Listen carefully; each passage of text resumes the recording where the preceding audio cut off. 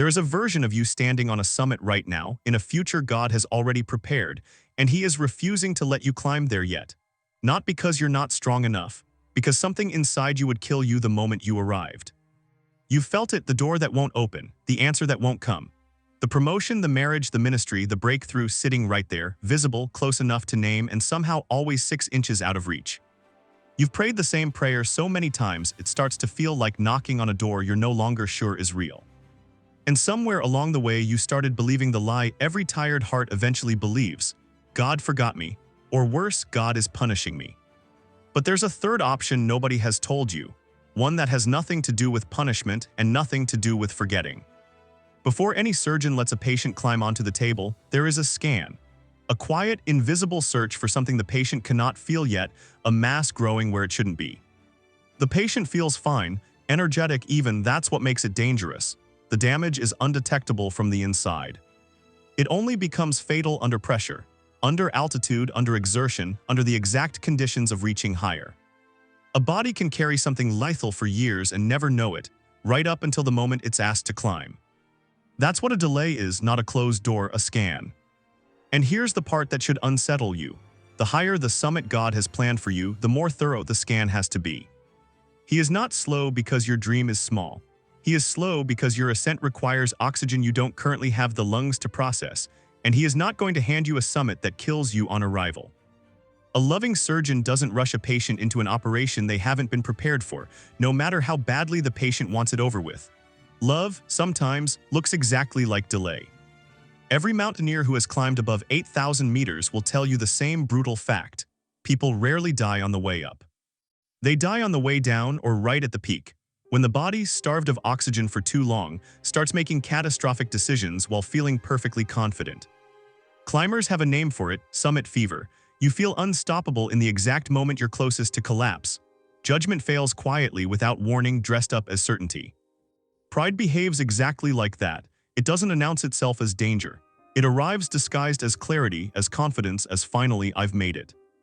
And it always shows up strongest at altitude, right when the applause starts, right when the answered prayer finally lands in your hands. Scripture doesn't say pride comes before failure. It says pride comes before the fall, meaning it only becomes visible after you've already climbed high enough for the fall to matter. At sea level, pride is invisible. At the summit, it's the only thing that decides whether you come back down alive. So if God let you reach the summit today with the exact soul you currently carry, what would actually happen up there? Think about what's still growing in you that you haven't had to face yet, simply because you've never had enough altitude, enough visibility, enough power for it to matter. The comparison that hasn't turned to contempt yet, the gift that hasn't turned to self-worship yet. The independence that hasn't quietly turned into forgetting whose hands built the mountain in the first place, yet. None of that is punishable now. It's invisible now, buried under ordinary life, under a normal paycheck, under an unanswered prayer that keeps you humble simply by keeping you waiting. It only becomes lethal at the exact elevation you're praying for. And this is the part almost nobody says out loud: some prayers are not being delayed. They're being declined exactly as requested, and quietly reissued as something safer, because the version of the breakthrough you asked for was never built to survive contact with who you currently are.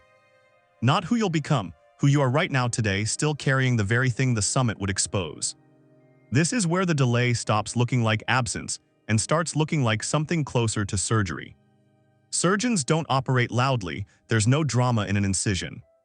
It happens in silence under anesthesia while the patient feels almost nothing and wakes up lighter, without ever having witnessed the exact moment the danger was removed. That's what's happening in the waiting. While you're bargaining with heaven for a date, a decision, a yes, something underneath the request is quietly being cut away, not your dream. The part of you that would have used the dream to replace him, the part that would have taken the credit meant for someone else's hands. Notice something else about anesthesia: it doesn't just numb pain, it removes your ability to interfere with the operation. If you were awake for your own surgery, you'd flinch. You'd pull back the second the scalpel got close to anything that actually mattered. So the waiting season isn't only removing the tumor.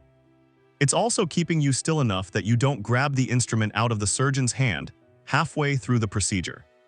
Here's the recontextualization that changes everything. The wait was never the obstacle standing between you and the promise. The weight is the promise, still in its early form, being made survivable.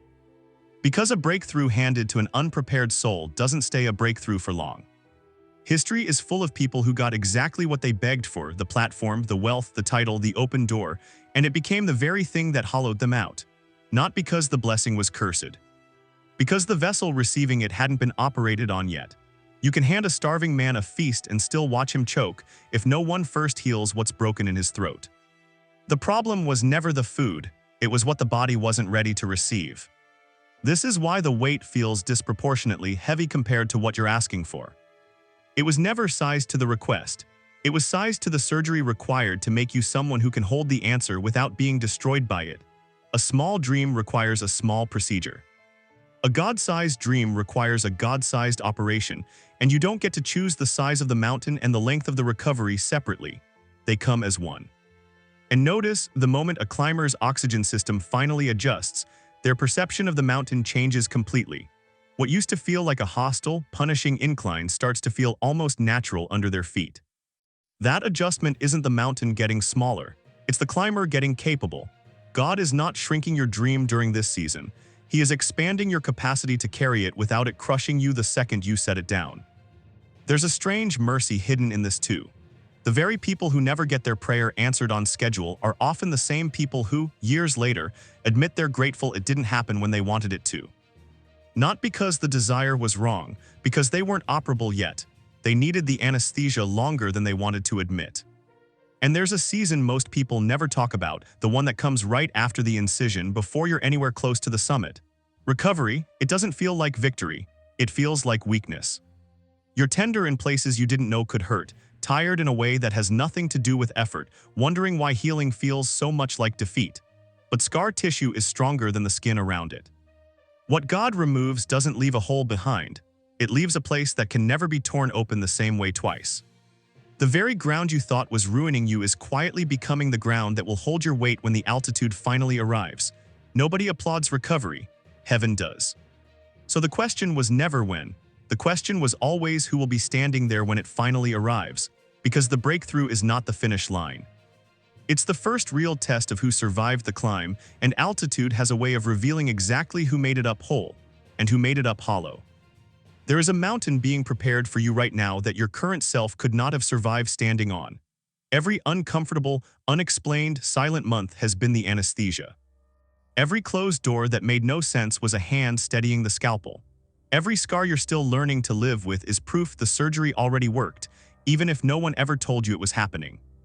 And when the healing is finally complete, you won't just receive the breakthrough, you'll be able to keep it, without it ever becoming the thing that quietly costs you the very soul it was meant to bless.